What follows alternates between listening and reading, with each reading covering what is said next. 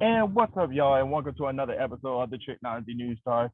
And then this is that Dynamite review show. So we got a lot of things to talk about because there's a huge announcement that was said that's going to change the wrestling landscape in the next month, especially in June. But before we get into that, let's welcome back my co-host, Leland Benford. What's up, bro?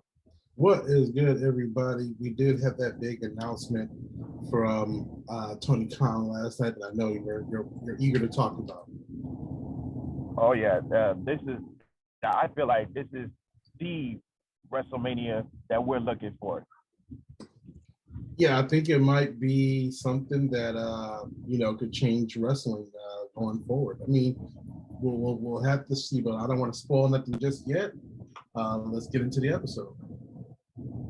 Yeah, absolutely. So the first we had CM Punk opened up this Dynamite again, like he did last week, but this time he went one-on-one with Dustin Rhodes, and this was a pretty good 30 minutes back and forth. Like Dustin Rhodes looks good as always, especially in his age right now.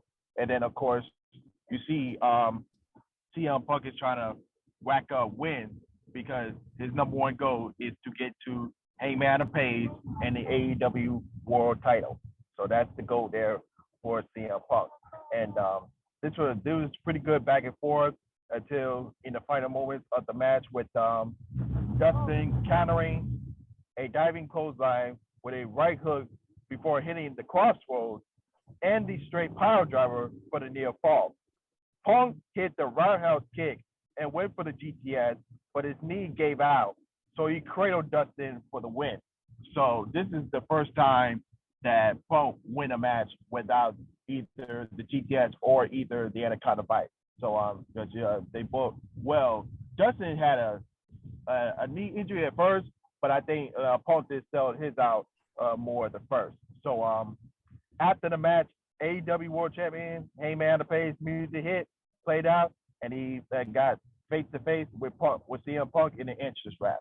So we already told y'all where this is leading to, and that is CM Punk versus Hangman Page at Double or Nothing. Yeah, I really enjoyed this match with CM Punk and Dustin Rhodes. Dustin always looks good. They told a really good story. I think it was just a lot of classic wrestling here. Nothing too crazy, no crazy flips or anything, but just a real consistent, good wrestling story that was being told. I think the real question going in is that is it the time for CM Punk to win the title, or should Hangman Page keep it on a little bit longer? I don't know. I mean, CM Punk is a good person to put the belt on, but it needs to be like a back and forth. I think it needs to kind of be something, something that really works hard to it. You know what? The thing is, like I was talking about last week, is like it's interesting having two baby faces here, in this position. And like who do you cheer for? Like someone needs to give us a reason to boo, I think, for a good rivalry. So it'd be interesting to kind of see what's going to come from that. Yeah, because going into Double or Nothing, but Hangman Page will be he's in his 6 months right now, and then next month we'll make it 7 months because whoever holds the world title hold it like at least a year.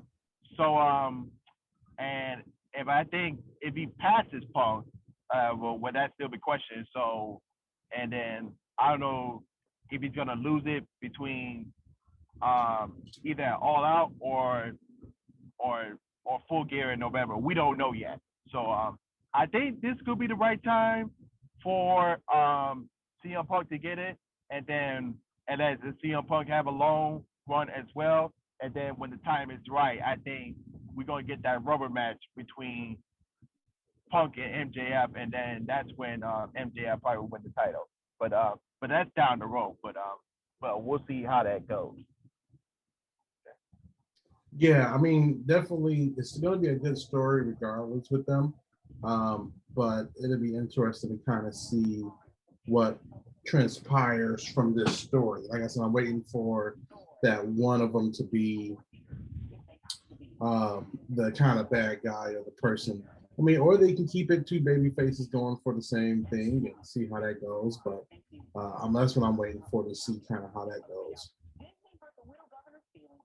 Mm, yeah, but we'll see how that goes. And so we see Warlow arriving to the arena, where Mark Sterling informed him he will be escorted directly to his locker, to the ring, and outside of the arena.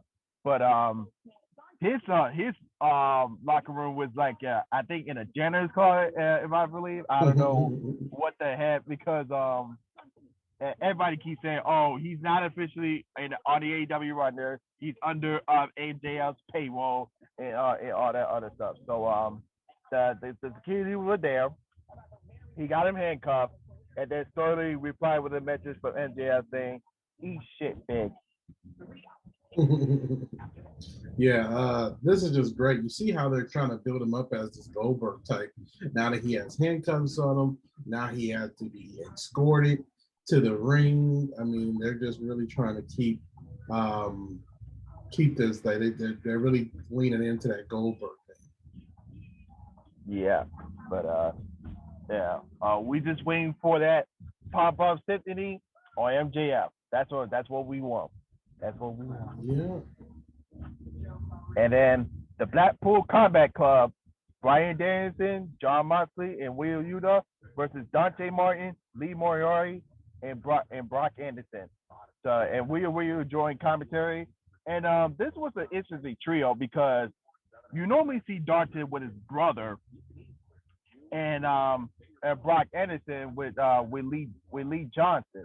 So this was a very cod upple trio that they got, but this was a pretty good decent trio match. Obviously, this was just to build up the Blackpool Combat Club, but right for the bell, Yuta went straight into Dante, and then the fight. That's when the fight had began. So in that final moment, um, Dante Dante was tagged in and took out Danielson when he was the legal person with a springboard drop kick before hitting the second springboard dive onto Moxley.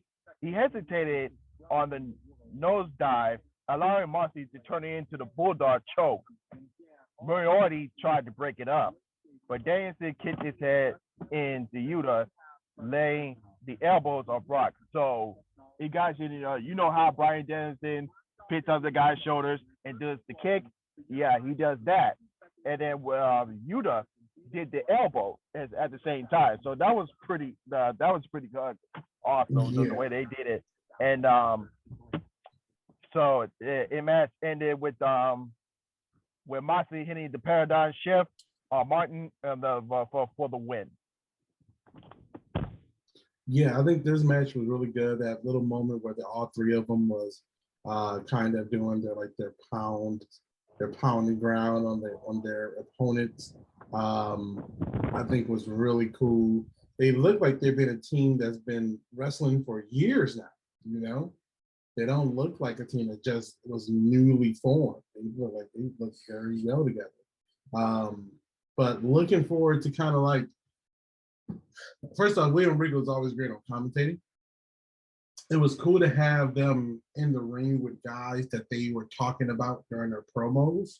Like they were saying how they could work with some of these younger guys like Lee Moriarty, Dante Martin, and all this. So it was good to see them actually in the ring with them. And then also the Combat Club. I mean, their matches just feel different. It felt like it's a difference for them, but also um, the other people that's against them. It seems like their opponents are always a little bit more hyped up, ready to kind of fight. So yeah, it was just an it was a really good match. They hit hard and their matches just feel different. So yeah, I mean, what else do you want from a wrestling trio?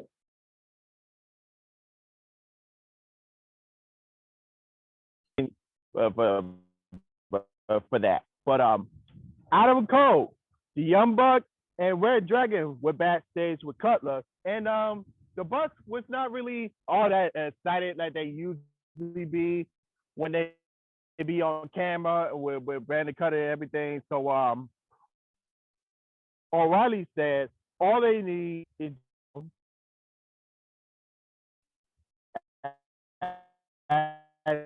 the undisputed elite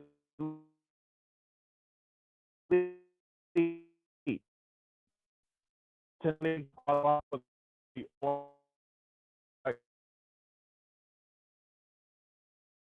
Oh, Trico, you're breaking up a little bit.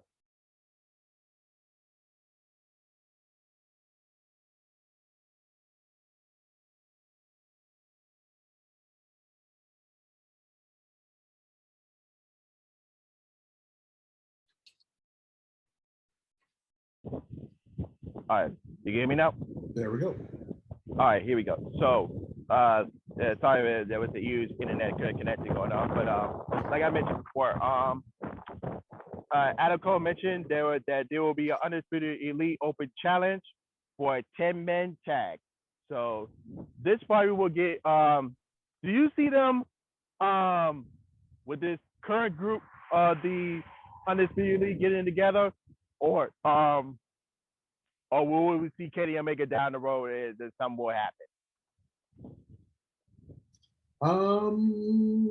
Yeah, I think things are going to change when Kenny Omega comes back, of course. Now, what I do recognize out of all of this is who is going to be this 5-man team they go against, you know? That's going to be interesting to see now that we know about the relationship with New Japan. And you know, I don't want to jump the gun on the episode, but Adam Cole was the one that kind of announced some of this stuff. So it may be something coming up where we see some other guys come in. And now they got Ring of Honor as well. So who's going to be this 5-man team? That would make me more excited than anything to kind of figure out who's going to be popping up on Dynamite this week. Yeah, they mentioned who's that other team going to be that. Well, we get to that in a second. We had a video promo with Samoa Joe and the Jay Lethal feud. Sojay Dunn said that Sam Morrison will carry out the legacy of the entire country of India. Joe said he was just invincible. So I got a report that WWE was interested in Sting, but Sting turned them down for AEW. So that was kind of interesting. Okay, yeah. Because I mean, Sting already went through the WWE thing and they treated him like crap. Yeah, because I think because of the huge relationship that he has with the NBA, what he used to be in the Dallas Mavericks, and because of course Warner Media is heavily influenced with the NBA, so I kind of see why they went there. So it kind of makes sense on that part. So yeah, I see why he turned it down for WWE. Yeah, that makes more sense. But I'm happy that he did because I think AEW is the better place for him. Oh my God, can you see freaking him versus Omar? I mean, like Jesus Christ. Oh my God. So Tony Khan was introduced by Tony Schiavone for the huge announcement. Khan brought out Toshi Oboshi, who is the president of the New Japan Pro Wrestling. But Adam Cole was on the big screen, and he says he will be the one to deliver the announcement. So the AEW and New Japan Super Show pay-per-view will be entitled The Forbidden Door, and it will happen at the United Center in Chicago. Wow, my second home, Chicago, is getting a lot of love lately. That's interesting. Yeah. So Chicago is definitely AEW's like second home, like one of their big bases. Yeah, and United said was the night that CM Punk debuted. So that's very that's like I said, Chicago's getting a lot of love lately. They really are, yeah. So he announced that he will face Tomohiro Shishishi in the Oregon qualifying match on Rampage before saying he had a friend who wants to say hello. And guess whose music played? The Switchblade Jay White. And he emerged. He said it's fitting that he's here. Well, he's been here, but not like out. You already know. We've seen him a couple of days, but he's been back and forth. But as he said, the last major New Japan Pro Wrestling co-produced in the United States, he singled out, sold out Madison Square Garden, and he said that was for the Undisputed Elite and the Bullet Club, that it was still in their era. Dude, can you imagine the possibility of dream matches are we gonna get for that Forbidden pay-per-view show? Oh yeah, it's gonna be something amazing come June there. I mean the possibilities, are big. Is not only is it, New Japan, but it's also Ring of Honor. It's also AEW. And who else knows, because they like to throw out all the stops. So I think this is going to be a big show in June. I think this is going to be something that can really help AEW and help New Japan. Just kind of have a great summer, but also this is going to be a big night just for wrestling in general. Who are you most excited to see like a matchup from New Japan and AEW? Oh, there's a lot, and I even mentioned about taking a trip over there to and seeing that show. It might be worth it. Yeah, it definitely might be worth it.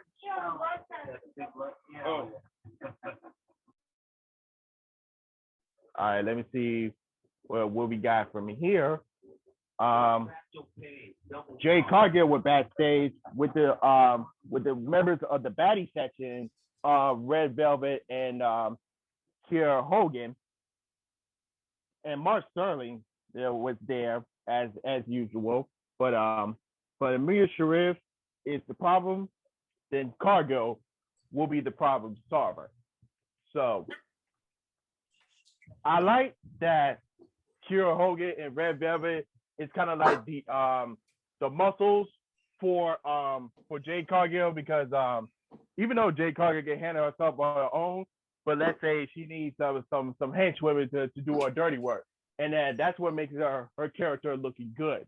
And then of course you have Mark Sterling on the side, who's the manager, handling on the business profits and everything else. So this looking good, but I want to see an actual faction of the baddie section. Like you could have Jade be the leader, and then of course Red Velvet, Kiera Hogan as the lieutenant, and everybody else, and then you can add like people in the group as wrestlers, and also add people from like attending the show as the viewers. So right. That's the way I see it. Yeah, I can definitely see that. Yeah, interesting to have. I've been seeing this group on social media a lot, but I didn't know.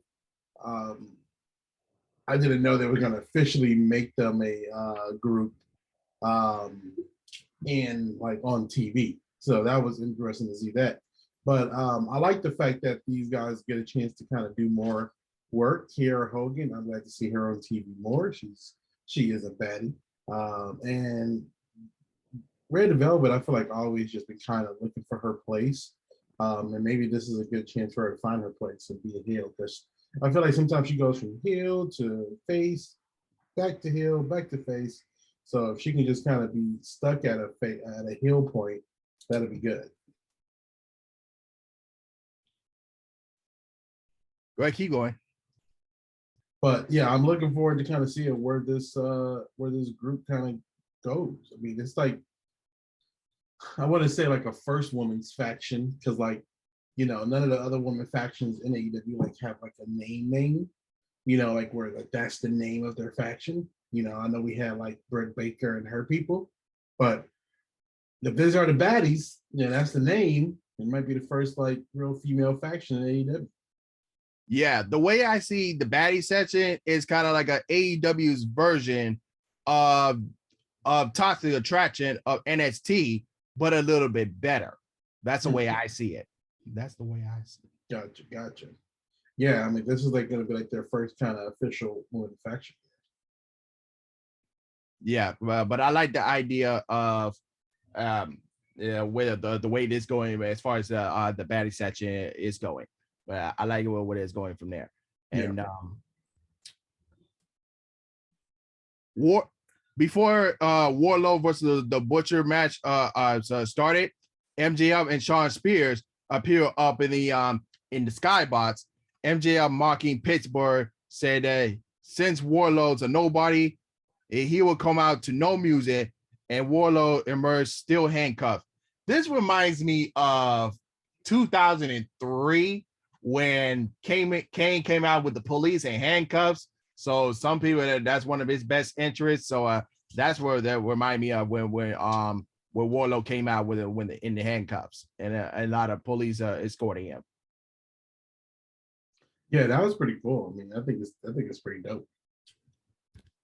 So this was a two big men started off everything. So in the final moments,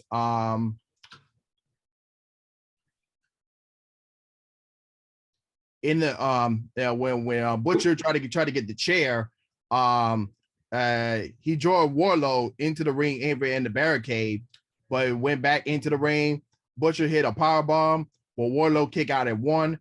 Then Warlow hit the Powerbomb Symphony, which was 4 for the win.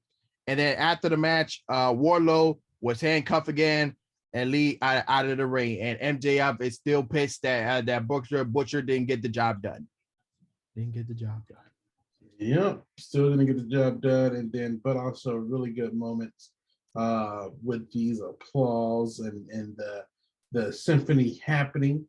I mean, Warlow is just always going to get the crowd popping. So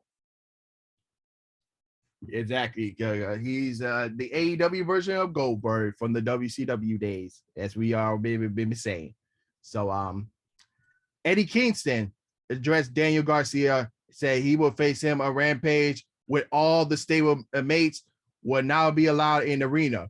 And he said, and he told Jericho once everything he would do to Garcia, he would do it to him later on. I think this is first off, Eddie Kingston always gives off one of the best promos. I'm not sure if I'm excited to see Kingston and Jericho too. I know that's where it's like leading. I mean, maybe I am. Their first match was pretty good. But seeing like, I guess JAS got to do something. But if this does lead to another one-on-one match, because like the first time they met at Revolution, that was just about respect. But now it's personal. Now, if they do another match at Double or Nothing, it got to have some kind of stipulation in it. Some kind of like a no DQ match, no holds barred, or something. You got to have a stipulation in it. They can't do the Stadium Stampede because if Eddie Kingston said Tricology going to get 2 more teams to do that, but I would like to see that. But I think it's just leading more to a one-on-one with Kingston and Jericho. Yeah, I mean, that's what it's all going to boil down to. I know they're going to have their own, like, things with Pride and Powerful and the other members of JAS, but it's all going to boil down to Kingston and Jericho. Yeah, that's exactly what they're going for. But the Owen Hart Cup final qualifying match, Kyle O'Reilly versus Jungle Boy. And as you guys already know, Jungle Boy is definitely one of the pillars for AEW. But and a lot of people were going for Jungle Boy in this match. And in the surprising fashion, Kyle O'Reilly got the win 100% clean on this one. 100% clean. Yeah, it was a good match between these two. Again, this was just a night of like pure wrestling. And this was one of those matches where it was like not much like sneaky stuff was going on, but it was just more about the wrestling part of it. So yeah, it was a really good, clean match. Jungle Boy looked great. O'Reilly looked great, and O'Reilly got the win. Yeah, because as a team between Jungle Boy and Luchasaurus, they can be unstoppable. It's just a matter of how they do in singles competition. And Jungle Boy's been doing really good in single competition, but I feel like this match was just to get the Undisputed Elite back on track. That's what this is. Like, it's not really going to hurt Jungle Boy at all because they still, him and Luchasaurus are still the World Tag Team Champs. Yeah, they still that. And so this was just to find out who was just going to qualify for the overhead tournament. So I see Jungle Boy Luchasaurus going to have somebody to face for the tag title soon. We don't know who it's going to be, but it probably we'll have to see how Kyle O'Reilly goes far in the tournament, but we'll see how that goes. And so in the final moment of that match, Jungle Boy was showing some aggression. Then he thought about the share snap trap, but took too long. Allow O'Reilly to avoid it. O'Reilly kick out of a cradle and applied the ankle lock, but Jungle Boy escaped, locked on this snap trap, forcing O'Reilly to fight to reach the ropes. O'Reilly landed the modified brainbuster and climbed the ropes, hitting the dive knee drop for the win. And then after the match, Christian Cage came out and he and Jungle Boy to try to talk things out. Yep. I think, but again, I think it was a really good match. Yeah, it definitely was. And MJF was backstage with Shawn Spears. He was again pissed off again.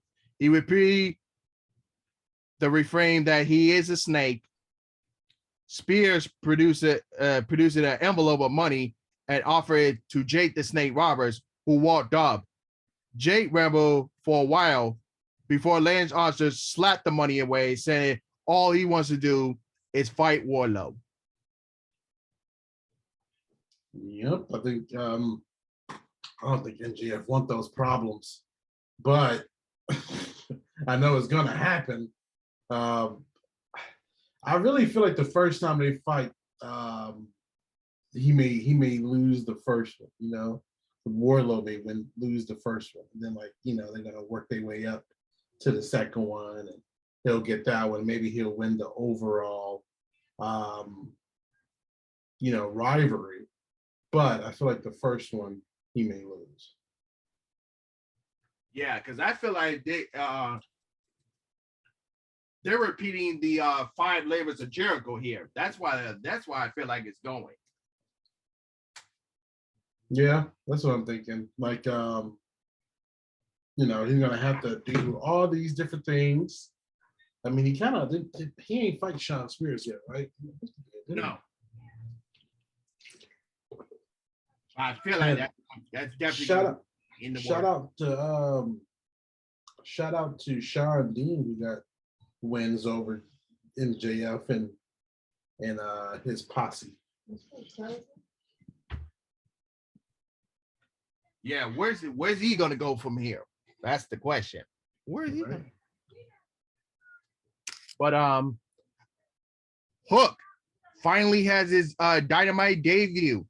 And he has a match with Anthony Henry. This was very quick, 2 minutes, and Hook picked and Henry's ankle, immediately went for the single leg crab. He let in some strikes in the corner before hitting at various suplex and throws. Tony Nese and Mark Sterling was at ringside taking notes. Hook hit the sliding lariat and crossface strikes. Dan Hensley appeared, and tried to curse Hook again, but it failed. Hook locked in the red drum for the win, and then after the match, Dan Helsey said he had it with Hook, and now they will fight. And the crowd was really pumping up when they were. Yeah, Dan put a finger on Hook's chest. He smiled at the camera a bit, and then ignored it and just walked back out to the ramp. I think Danhausen versus Hook. Didn't see that one coming.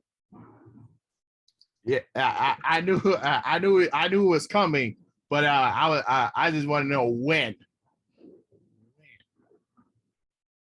I didn't think Danhausen was going to get in the ring. So I thought he was going to just keep pestering him, but I didn't know that he was going to get in the ring against him. Yeah, but this is going to be very interesting, and the crowd was very is very excited for it, and I am too. Well, we'll see how that goes. And he was pretty excited. I'm like, what? Danhausen? Yeah. Okay. I don't think I've ever he hasn't wrestled in AEW yet. Yeah, because I think Danhausen was on the injury list, and I think he's recovering soon. So that's why he challenged the Hook to a match because I think he's getting ready to make his return soon. So it's just a matter of when the match is going to happen. What a booker to book to pay for somebody while they're injured. Get somebody on your show while they're injured. Yeah, and Frank Kazarian was about to call out Sammy Guevara for a TNT title match, but Scorpio Sky interrupted. He said all of his accomplishments wouldn't be possible without Kazarian. As you guys already know, there was the former SCU. SCU. Yeah. Before asking Kazarian to weigh out for his TNT title shot until after Scorpio Sky win it back. And then, as Sky said, after he wins it back, he will be the first in line to challenge him. Kazarian said he always has Sky's back. So if I could play devil's advocate here, I feel like this is just another calm scan artist here. So I don't know about that. I feel like there's going to be some turning backs on it. I don't know about this one. What do you mean you don't know about this one? Because I don't know who's playing current artists here. Because think about it. Scorpio Sky is with Dan Lambert and Ethan Page right now. He's currently a heel. And I think Frank Kazarian, he's a babyface too. But it's just a matter of how this relationship is gonna go. Is Frankie Kazarian gonna join Dan Lambert's team, the American Top Team, or he's gonna go by himself? That's the question there. That's the question.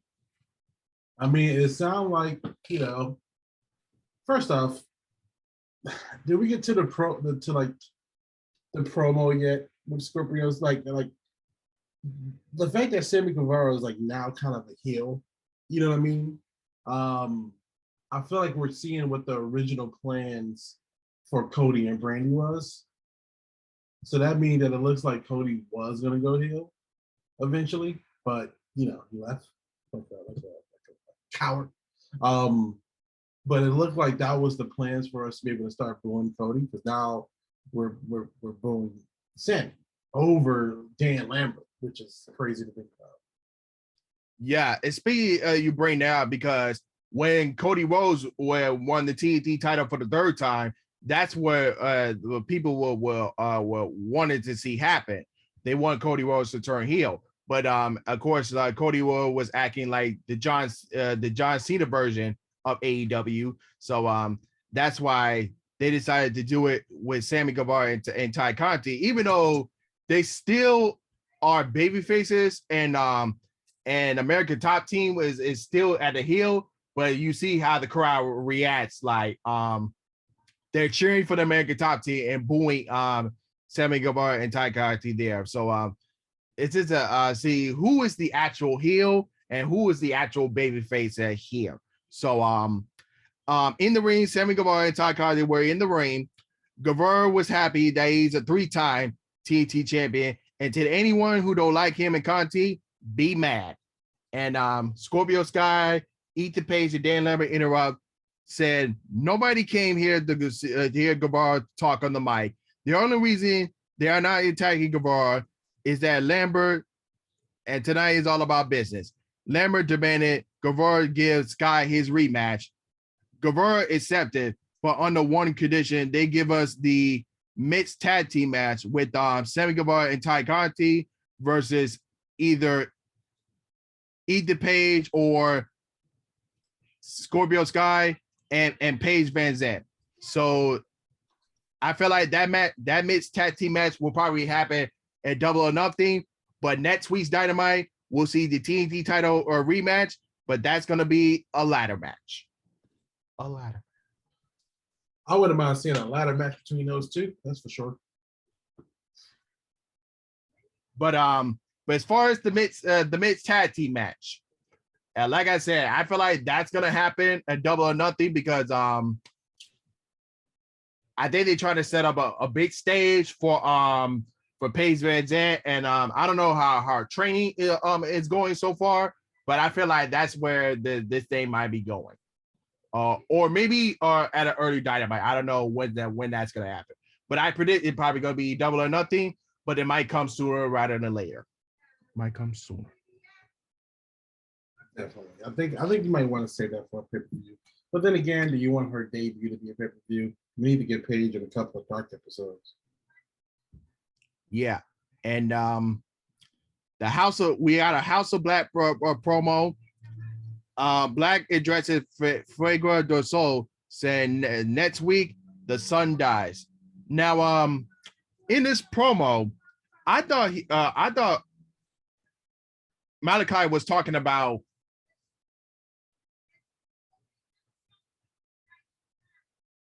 what talk about Darby Allin for a second, but but Fuego del Sol, I mean, come on, but I feel like I'm still confused about this House of Black stuff. Yeah, Fuego del Sol, like what? Yeah, still very confused. I'm waiting to see it pan out, but yeah, still very confused by this Fuego del Sol. Like, because we're not even seeing Fuego on anything. Like, we're not even seeing him on Dark right now. So, like Black needs to get rid of this Fuego del Sol mess, and then get in a feud with Darby Allin, because I feel like that feud could definitely be a lot better. Yeah, definitely something like that would be more entertaining for sure. Yeah, like just can't keep seeing these guys cut promos on random things. So we need to get them in the way. Exactly. And then we had a Thunder Rose promo, said she would continue to fight the AEW's the best and see who will be willing to step up to the plate against her at Double or Nothing. Yeah, time to see who will step up.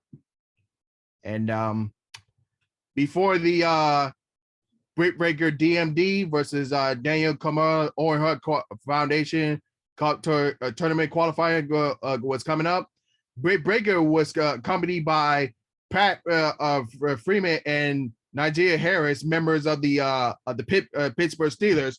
In case y'all didn't know, tonight's Dynamite was in Pittsburgh, Pennsylvania. That's where Pittsburgh. Yeah, exactly. They might as well change that to that's where Britt Breaker is from.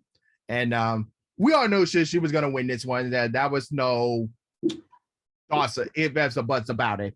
But yeah, not a shocker there. Yeah.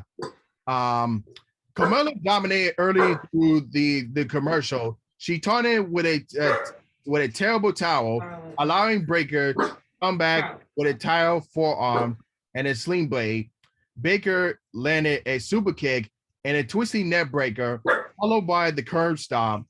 Freeman handed Baker a Steelers glove, and she applied the lockjaw for the win. So after the match, Britt Breaker said that the AEW's women's division is a disaster without her. She ran down under the members of the division, including Rudy Soho, Tony Storm, Jade Cargill, and the baddies. And she was going off on Jade the most as well. But she said Baker, she will win the Orange Cup tournament. Now, from this promo, and I said she ran on Jade the most. So, do you see Britt Baker being the one to defeat Jade Cargill and win the TBS championship from Jade? That would be interesting. And let's say they switch roles here. Britt Baker goes into the TBS championship division, and then once Jade loses the title, then Jade can move up to challenge Thunder Rosa for the AEW Women's World title. That would be very interesting. I think with Britt Baker attacking Jay like that, what if Britt goes for that TBS title? Yeah, because that's the way I see this. I see this going here. That's the way I see it. Yeah, that's the only thing I'm seeing is like maybe Britt has more than one belt to go after now, so she can be the first woman in AEW history to hold both belts. Yeah, that's a way I see it there because Thunder Rosa is going to need more challengers, and Jade Cargill could be that big challenge. Yeah, I mean, Jade is only getting more and more powerful by the day now that she got a group of people around her. So it's going to be something interesting to see because now we can do 3 versus 3. We got well, Rebel doesn't really do matches like that, but she's definitely always involved some kind of way. So now there's more matches they can do. Yeah, if they link those 6 together. Exactly. And Serena Deeb and Hikaru Shida video promo, and then next week their feud will end once and for all in a Philly street fight. That's gonna be interesting. Oh yeah, and I want to see this match come to an end, and it's a pretty good feud, but I think that this Philly street fight will end it all. And the guys have run down the lineup so quick, but I'm not gonna do that. That is too much. But this coming Rampage, we got another on hub qualifier with Adam Cole versus Tora Sushi. TBS championship match with Jade Cargill versus Marita Shafir. Keith Lee and Swerve Strickland will be interviewed. Lance Archer versus Serpento. Eddie Kingston versus Daniel Garcia. And then the women's or hub qualifiers, Jamie Hayter, Storm, and Britt Baker will be interviewed by Tony Schiavone. And then next week's Dynamite, we see the Philly street fight between Hikaru Shida and Serena Deeb. Warlow versus Lance Archer. Orange Hub qualifying match with Dax Harwood and Cash Wheeler. So the FTR are going head to head on this one. And Adam Cole, the Young Bucks, and Red Dragon versus the Velocity Blondes, Dante Martin, Lee Johnson, and Brock Anderson. And then the TNT Championship ladder match with Sammy Guevara and Scorpio Sky. Sound like a packed show. Oh yeah, definitely. And then the main event, the coffin match, Darby Allin versus Andrade El Idolo. This is one of those matches they've been doing lately where it's just a giant like car wreck of a match, but it's entertaining as all hell. Yeah, because every time you go in a feud with Darby Allin, and then when it gets to the final match of the feud, it always end up as a coffin match. Mm-hmm. Yeah, it's one of those matches, like I said, where and you can go do the play-by-play on it, but it was just one of those matches where I was watching. I was like, this is one of those car crashes of a match that Sting likes to do. If you notice, all the Sting matches are kind of like this. Any matches he put together, they're like just car wreck of a match where it's like, who's where, where's what, how's this happening? But it's just by the end of it, you're like, that was fun. Yeah, and there was one moment in the match at the ringside area, Quinn ripped up a sign held by a fan in a Sting mask who was seriously unmatched to be Sting himself. that was I like that part. It was like, oh, you want to rip up my fan? You want to rip up my fan? Well, allow me to introduce myself. Sting has done this a couple of times, hiding behind his own mask. It's kind of hilarious. Oh, especially since there's like not a lot of people in the audience wearing Sting masks. So if I saw Sting there, if I saw somebody in the Sting mask, I would kind of assume that it was Sting because no one else is wearing Sting masks. But I understand what they're doing. I've seen him do this a couple of times. It is always hilarious when he does it. Yeah, and then of course Private Party, Sting, Darby, Andrade, they was fighting out in the at the ringside area until they finally got back into the ringside area. And the coffin, if you open it up, had thumbtacks on there. Man, thumbtacks. Yeah, we didn't know why Andrade, when he first went to go lift up the lid, had put his hand back like he just got stuck. Yeah. And but in the final moments of the match, Andrade tried to power slam Darby into the coffin, but Darby stunned him over the ropes, landed a missile suicide dive, sending Andrade into the coffin. Darby couldn't close the coffin. However, Joe the assistant attacked, and Darby dropped Jose into the to the coffin door that has the tags, and putting Andrade was still in the coffin, and he slammed the coffin shut while Andrade was still in the coffin for the win. And then after the match, the Hardys came out to celebrate with Darby and Sting. Yeah, I mean, good match. I'm glad that Darby was able to get one over on Andrade. Even with it being like a car wreck of a match, still entertaining. I don't think this match really showed like Andrade in the best light as far as like his skills and like all his moves are like in-ring kind of moves, and all his things he do are kind of inside the ring. So I don't think this one had showed Andrade as good as previous matches. But Darby is always fun to watch, and coffin match is always fun to watch. So yeah, good main event wrap up. But as far as Andrade, he needs to get away from this with the Butcher, the Blade, the Bunny, and Private Party on itself. We need to bring in Ric Flair to help Andrade. We need to bring Ric Flair in, because I see him on a video was like he had a little training with Jay Lethal. So let's bring Ric Flair in, because soon Andrade he's gonna be his son-in-law, and Andrade and Charlotte gonna be married soon in the summer. So why not bring Ric Flair in? I mean, do you think enough time has passed since that Dark Side of the Ring episode? Yeah. Tommy Dreamer, Impact allowed Tommy Dreamer to come back to Impact. So why not Ric Flair in AEW? But just to help Andrade get to the top.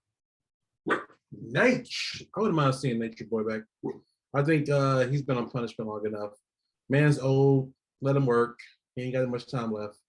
Let him work. That's what makes him happy. Yeah. So this will definitely help Andrade, especially at least get him to a TNT title match, because that's what Andrade has been looking for. Facts. I mean, you can put the belt on Andrade. He's a good champ. He was a good NXT champ. Yeah, because if I see anyone to take down Sammy Guevara, Andrade will be the one. Andrade will be the one. Yep. So what you think about this week's Dynamite? So this was a pretty good pay-per-view as Dynamite. Same thing's gonna happen for next week. and this was looking good. But the big thing, like we said it before, the big thing coming out of this was the announcement of AEW and New Japan show. The Forbidden Door is going to be happening in June. Yep, that was the big announcement. We're going to have some pretty cool matches. Too bad Nakamura is no longer with New Japan. But a lot of great talent over there in New Japan. A lot of hard-hitting matches. This will be great for Bryan Danielson, who has been wanting to go over to New Japan. Now New Japan is coming to him. Who will the Blackpool Combat Club face from New Japan? That'll be a match I like to see. I mean, Mox is already going one-on-one with Tanahashi. Where the hell Dinaz come from, though? Trico just let me in the door. But like the forbidden door is open. Dinaz just came in. What the hell? Well, I will just say this regarding that. And we're going to be, I don't know what comes out first, this or RTC, but we are touching on the Windy City riot and the finish to the entire last 5 minutes. Mox called out Tanahashi after the ref cost Ospreay for the third big match in a row, which he did kick out before the 3. Right, the ref botched it. I thought he knocked him out right before he was going for the Bulldog. Nope, the ref botched the 3. I need to catch up on that show. I still haven't watched Rampage or Battle of the Belts. I've got. Well, Battle of the Belts. We're also. This is going to be a crossover of all crossovers. Doors open, but Sammy obviously won the title back. Nyla and Rosa, Oy vey. And since you guys were talking when I hopped on the